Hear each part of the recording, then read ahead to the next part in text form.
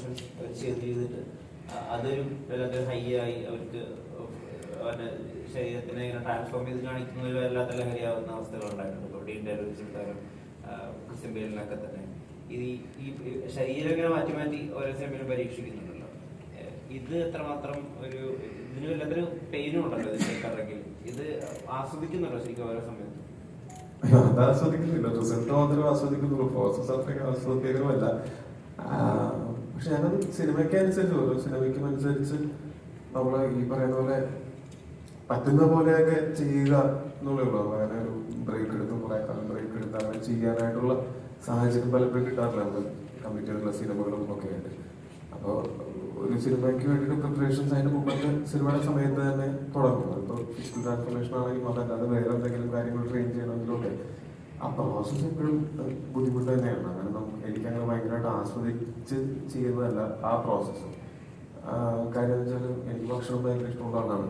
ഭക്ഷണം പലപ്പോഴും ഈ പടത്തിന് കുഴപ്പമുണ്ടായിരുന്നില്ല, പക്ഷെ അതും നമുക്ക് ഇഷ്ടമുള്ള അങ്ങനെ മധുരോ അങ്ങനത്തെ കാര്യങ്ങളല്ല കൂടുതൽ ഇതിനകത്ത് കഴിക്കാനും പറ്റും. നമ്മൾ ഒരു അൺഹെൽത്തി ആയിട്ടുള്ള ഒരു ബൾക്കിങ് ഞാൻ ചെയ്യാറില്ല. അത് ചുമരുണ്ടെങ്കിൽ ഇത്ര പരക്കാൻ പറ്റുള്ളൂ എന്നുള്ള കാരണം കൊണ്ട്. അപ്പോൾ എന്ത് ചെയ്യുകയാണെങ്കിലും അത് ഹെൽത്തി ആയിട്ട് ചെയ്യണം എന്നാണ്.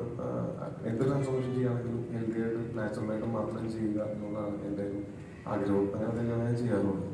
അപ്പൊ അത് കുറച്ച് ബുദ്ധിമുട്ടുണ്ട് അതിന്. പക്ഷെ ആ ബുദ്ധിമുട്ട് കഴിഞ്ഞിട്ട് അതിൻ്റെ ഒരു റിസൾട്ട് വരുന്ന സമയത്താണ് നമുക്ക് ആ ബുദ്ധിമുട്ടുകളെല്ലാം നമുക്ക് മറക്കാൻ പറ്റുക. അപ്പോൾ ഭക്ഷണത്തിൻ്റെ കാര്യത്തിലാണെങ്കിൽ പിന്നെ എനിക്ക് അങ്ങനെ ഭയങ്കര ശാരീരിക അധ്വാനം ചെയ്യാനായിട്ട് ഭയങ്കര ഇഷ്ടമുള്ള ആളല്ല.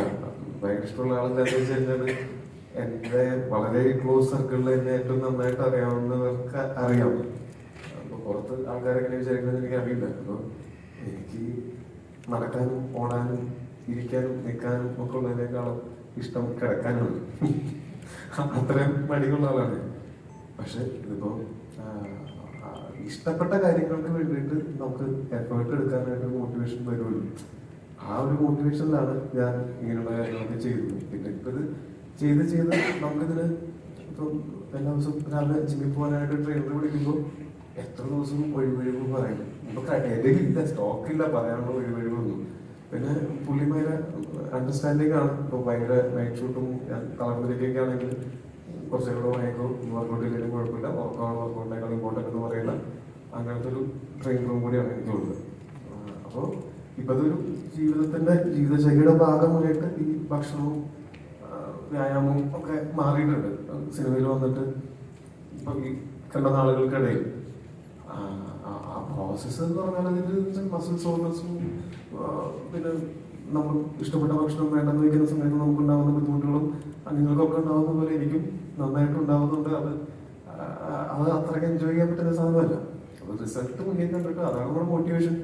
പിന്നെ എന്തെങ്കിലും കാര്യം ചെയ്യുമ്പോൾ എല്ലാവരും ചെയ്യുന്നുണ്ട്, അതിൽ നിന്ന് എന്ത് മാറ്റം എനിക്ക് ഞാൻ ചെയ്യുന്ന കാര്യങ്ങൾ ചെയ്യാൻ പറ്റും എന്നുള്ളൊരു ചിന്തയിൽ നിന്നാണ് ആ ഒരു 1 എക്സ്ട്രാ മൈൽ നമ്മൾ സ്വയം പുഷ് ചെയ്ത് ചെയ്യുന്നത്.